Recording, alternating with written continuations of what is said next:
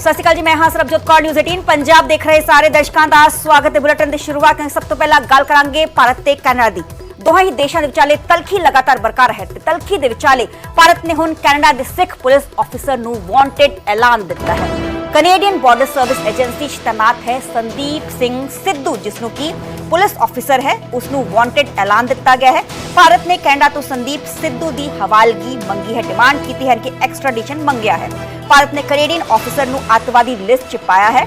ਸੰਦੀਪ ਸਿੱਧੂ ਤੇ ਪੰਜਾਬ 'ਚ ਅੱਤਵਾਦੀ ਗਤੀਵਿਧੀਆਂ 'ਚ ਸ਼ਾਮਲ ਹੋਣ ਦੇ ਇਲਜ਼ਾਮ ਜੋ ਨੇ ਉਹ ਭਾਰਤ ਦੇ ਵੱਲੋਂ ਲਗਾਏ ਗਏ ਨੇ।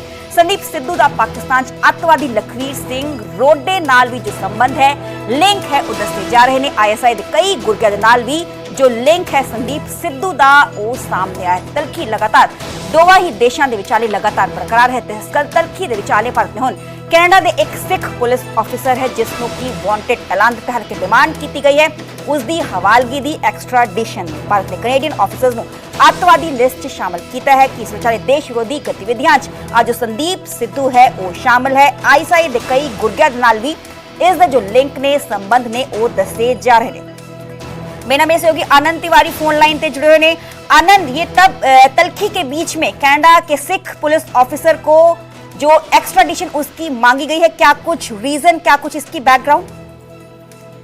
देखिए, जिस तरह से लगातार कनाडा की सरकार, कनाडा के प्रधानमंत्री भारत के ऊपर झूठे आरोप लगा रहे थे बीच में खालिस्तानी आतंकवादी है या जो वहां पे मौतें हो रही है उसको लेके और निज्जर को लेके, उस पे बाद में एक तरीके से उन्होंने खेद भी प्रकट किया प्रधानमंत्री ने कि केवल वो आरोप थे, उस पे कोई पुख्ता जानकारी या सबूत जो है वो नहीं थे। और उसी बीच अब जो भारत ने जो संदीप सिंह सिद्धू है उसके प्रत्यर्पण की मांग की है और इसका पाकिस्तान कनेक्शन था। देखना होगा कि क्या कनाडा की सरकार, वहां की एजेंसियां इसका प्रत्यर्पण करेंगी और इसे भारत भेजेंगी।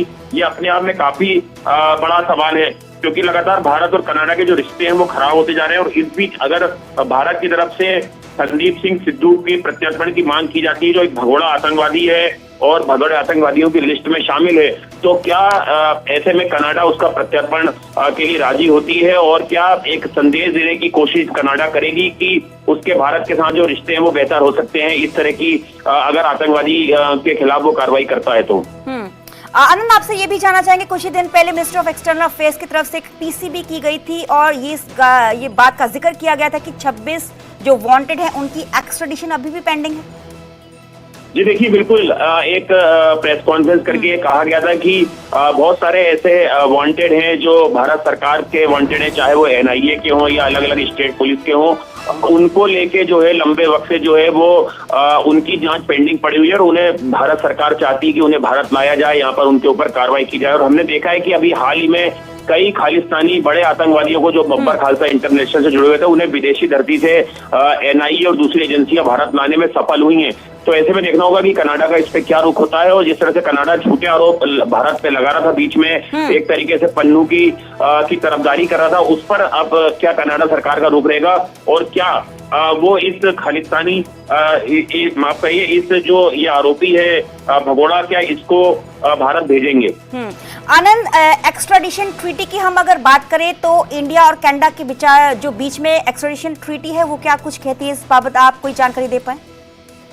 देखिए, बिल्कुल अलग अलग देशों के साथ भारत की जो प्रत्यर्पण संधि है वो अलग अलग देशों के साथ है और उस पर ही निर्भर करता है कि किस तरह से कनाडा से जो भारत है उसे प्रत्यर्पण इस जो वांटेड है उसका किया जाएगा कि नहीं। लेकिन अगर आप बीते सालों की बात करें तो कनाडा से पहले भी कुछ जो भगोड़े हैं उनका प्रत्यर्पण भारत में किया गया है। USA में जो लोग मौजूद हैं उसमें थोड़ी अड़चने जरूर भारत सरकार को आती है उन्हें वहां से प्रत्यर्पण कर भारत लाने में। लेकिन कुछ देश ऐसे हैं जहां से कि आसानी से भारत जो है वो प्रत्यर्पण दूसरे देश में जो आतंकवादी हैं या जो भगोड़े हैं या जो क्रिमिनल्स हैं, वांटेड हैं इंडिया के, उन्हें भारत लाया जा सकता है। जी जी, बहुत बहुत शुक्रिया आनंद, हमें तमाम जानकारी देने ते तलखी दे विचाले भारत ने कनाडा दे सिख पुलिस ऑफिसर ਨੂੰ ਵਾਂਟਡ ਐਲਾਨ ਦਿੱਤਾ ਹੈ। ਹਾਲਾਂਕਿ ਮੰਗ ਕੀਤੀ ਗਈ ਹੈ ਕਿ ਇਸ ਦੀ ਹਵਾਲਗੀ ਕੀਤੀ ਜਾਏ, ਐਕਸਟ੍ਰਾਡੀਸ਼ਨ ਇਸ ਦਾ ਦਿੱਤਾ ਜਾਏ। ISI ਦੇ ਕਈ ਗੁਰਗਿਆਂ ਦੇ ਨਾਲ ਇਸ ਦੇ ਜੋ ਸੰਬੰਧ ਨੇ ਉਹ ਦੱਸੇ ਜਾ ਰਹੇ। ਤਸਵੀਰ ਤੁਸੀਂ ਵੇਖ ਪਾ ਰਹੇ ਹੋ, ਸੰਦੀਪ ਸਿੰਘ ਸਿੱਧੂ ਇਸ ਦਾ ਨਾਮ ਹੈ ਤੇ ਕੈਨੇਡੀਅਨ ਬਾਰਡਰ ਸਰਵਿਸ ਏਜੰਸੀ 'ਚ ਤੈਨਾਤ ਹੈ।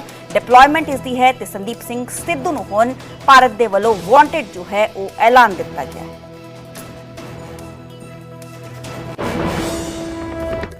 ਕੂਟਨੀਤਿਕ ਵਿਵਾਦ ਦੇ ਵਿਚਾਲੇ ਕੈਨੇਡਾ ਦੀ ਵਿਦੇਸ਼ ਮੰਤਰੀ ਦਾ ਇੱਕ ਵੱਡਾ ਬਿਆਨ, ਵੱਡੀ ਸਟੇਟਮੈਂਟ ਸਾਹਮਣੇ ਆਈ ਹੈ। ਮੈਲਨੀ ਜੋਲੀ ਨੇ ਕਿਹਾ ਹੈ ਕਿ ਕੈਨੇਡਾ 'ਚ ਭਾਰਤ ਦੇ ਡਿਪਲੋਮੈਟਸ ਨੋਟਿਸ ਤੇ ਨੇ। ਭਾਰਤੀ ਡਿਪਲੋਮੈਟਸ ਕਿਸੇ ਕੈਨੇਡੀਅਨ ਨਾਗਰਿਕ ਨੂੰ ਕੋਈ ਨੁਕਸਾਨ ਨਾ ਪਹੁੰਚਾਉਣ, ਵਿਆਨਾ ਸੰਧੀ ਦੀ ਉਲੰਘਣਾ ਕਰਨ ਵਾਲੇ ਡਿਪਲੋਮੈਟਸ ਬਰਦਾਸ਼ਤ ਨਹੀਂ ਨੇ। ਤੇ ਦੱਸ ਦਈਏ ਕਿ ਇਸ ਤਲਖੀ ਵਿਚਾਲੇ ਭਾਰਤ ਨੇ ਵੀ ਆਪਣੇ 6 ਡਿਪਲੋਮੈਟਸ ਨੂੰ ਕੈਨੇਡਾ ਤੋਂ ਵਾਪਸ ਜੋ ਹੈ ਉਹ ਬੁਲਾ ਲਿਆ ਹੈ, ਕਿਉਂਕਿ ਹਾਲ ਹੀ 'ਚ ਕੈਨੇਡੀਅਨ ਪੀਐਮ ਜਸਟਿਨ ਟਰੂਡੋ ਦੇ ਵੱਲੋਂ ਇੱਕ ਵੱਡਾ ਬਿਆਨ, ਸਟੇਟਮੈਂਟ ਉਹਨਾਂ ਦੇ ਵੱਲੋਂ ਦਿੱਤੀ ਗਈ ਸੀ ਕਿ ਜੋ ਹਰਦੀਪ ਸਿੰਘ ਨਿੱਜਰ ਦਾ ਕਤਲकांड ਹੋਇਆ ਸੀ, ਇਸ ਪੂਰੇ ਨਿੱਜਰ ਕਤਲकांड 'ਚ ਇੰਡੀਅਨ ਡਿਪਲੋਮੈਟ ਦਾ ਜੋ ਹੱਥ ਹੈ ਸਾਹਮਣੇ ਆਇਆ ਸੀ। ਇੱਥੋਂ ਤੱਕ ਇਹਨਾਂ ਦੇ ਵੱਲੋਂ ਕਹਿ ਦਿੱਤਾ ਗਿਆ ਸੀ ਕਿ ਜੋ ਲਾਰੈਂਸ ਬਿਸ਼ਨੋਈ ਹੈ, ਇੰਡੀਅਨ ਏਜੰਸੀਜ਼ ਲਾਰੈਂਸ ਬਿਸ਼ਨੋਈ ਦੇ ਨਾਲ ਜੁੜੀਆਂ ਹੋਈਆਂ ਨੇ ਤੇ ਉਸ ਦੇ ਨਾਲ ਹੀ ਮਿਲ ਕੇ ਇਸ ਪੂਰੇ ਕਤਲकांड ਨੂੰ ਅੰਜਾਮ ਜੋ ਹੈ ਉਹ ਦਿੱਤਾ ਗਿਆ ਸੀ। ਹੋਮਿਸਾਈਡ ਕੈਨੇਡਾ ਦੀ ਧਰਤੀ ਤੇ ਕੀਤਾ ਗਿਆ ਸੀ, ਜਿਸ ਤੋਂ ਬਾਅਦ ਭਾਰਤ ਦੇ ਵੱਲੋਂ ਸਖਤ ਇਤਰਾਜ਼ ਜੋ ਹੈ ਜਤਾਇਆ ਗਿਆ ਸੀ। ਭਾਰਤ ਦੇ ਵੱਲੋਂ ਕਿਹਾ ਗਿਆ ਸੀ ਕਿ ਕੋਈ ਵੀ ਸਬੂਤ ਹਾਲੇ ਤੱਕ ਕੈਨੇਡਾ ਦੇ ਵੱਲੋਂ ਭਾਰਤ ਨੂੰ ਪ੍ਰੋਵਾਈਡ ਨਹੀਂ ਕਰਵਾਏ ਗਏ ਤੇ ਤਲਖੀ ਲਗਾਤਾਰ ਬਰਕਰਾਰ ਹੈ। ਤੇ ਕੂਟਨੀਤਿਕ ਵਿਵਾਦ ਦੇ ਵਿਚਾਲੇ ਹੁਣ ਕੈਨੇਡਾ ਦੀ ਵਿਦੇਸ਼ ਮੰਤਰੀ ਦਾ ਇੱਕ ਵੱਡਾ ਬਿਆਨ ਸਾਹਮਣੇ ਆਇਆ ਹੈ। ਮੈਲਨੀ ਜੋਲੀ ਨੇ ਕਿਹਾ ਹੈ ਕਿ ਵਿਆਨਾ ਸੰਧੀ, ਜੋ ਵਿਆਨਾ ਟ੍ਰੀਟੀ ਦੀ ਉਲੰਘਣਾ ਕਰਨ ਵਾਲੇ ਡਿਪਲੋਮੈਟਸ ਬਰਦਾਸ਼ਤ ਨਹੀਂ ਕੀਤੇ ਜਾਣਗੇ। ਭਾਰਤੀ ਡਿਪਲੋਮੈਟਸ ਕਿਸੇ ਕੈਨੇਡੀਅਨ ਨਾਗਰਿਕ ਨੂੰ ਕੋਈ ਵੀ ਨੁਕਸਾਨ ਨਾ ਪਹੁੰਚਾਏ।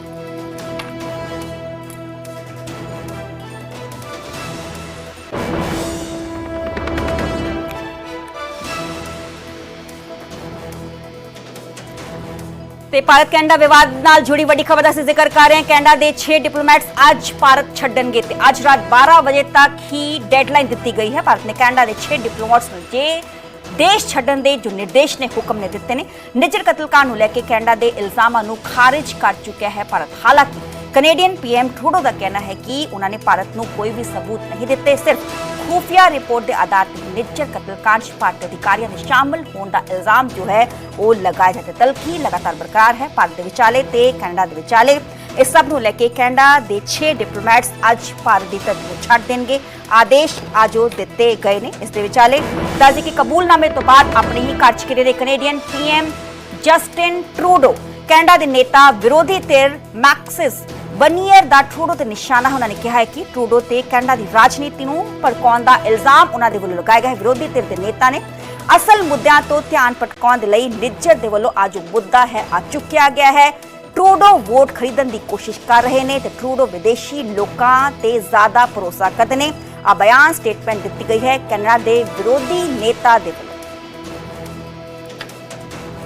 ਤੇ ਕਬੂਲਨਾਮੇ ਤੋਂ ਬਾਅਦ ਆਪਣੇ ਹੀ ਘਰ 'ਚ ਘਿਰੇ ਨੇ ਕੈਨੇਡੀਅਨ ਪੀਐਮ ਜਸਟਿਨ ਟਰੂਡੋ। ਹਾਲਾਂਕਿ ਕੈਨੇਡਾ ਦੇ ਨੇਤਾ ਵਿਰੋਧੀ ਧਿਰ ਮੈਕਸਿਮ ਬਰਨੀਅਰ ਨੇ ਟਰੂਡੋ ਤੇ ਤਿੱਖਾ ਨਿਸ਼ਾਨਾ ਸਾਧਿਆ। ਤਿੱਖਾ ਸ਼ਬਦੀ ਹਮਲਾ ਉਹਨਾਂ ਦੇ ਵੱਲੋਂ ਕੀਤਾ ਗਿਆ ਕਿ ਟਰੂਡੋ ਤੇ ਕੈਨੇਡਾ ਦੀ ਰਾਜਨੀਤੀ ਨੂੰ ਭੜਕਾਉਣ ਦਾ ਇਲਜ਼ਾਮ ਵਿਰੋਧੀ ਧਿਰ ਦੇ ਨੇਤਾ ਦੇ ਵੱਲੋਂ ਲਗਾਇਆ ਗਿਆ ਹੈ। ਸਾਫ਼ ਤੌਰ ਤੇ ਉਹਨਾਂ ਦੇ ਵੱਲੋਂ ਕਿਹਾ ਗਿਆ ਹੈ ਕਿ ਅਸਲ ਮੁੱਦਿਆਂ ਤੋਂ ਧਿਆਨ ਭਟਕਾਉਣ ਦੀ ਕੋਸ਼ਿਸ਼ ਜੋ ਹੈ ਉਹ ਟਰੂਡੋ ਦੇ ਵੱਲੋਂ ਕੀਤੀ ਜਾ ਰਹੀ ਹੈ।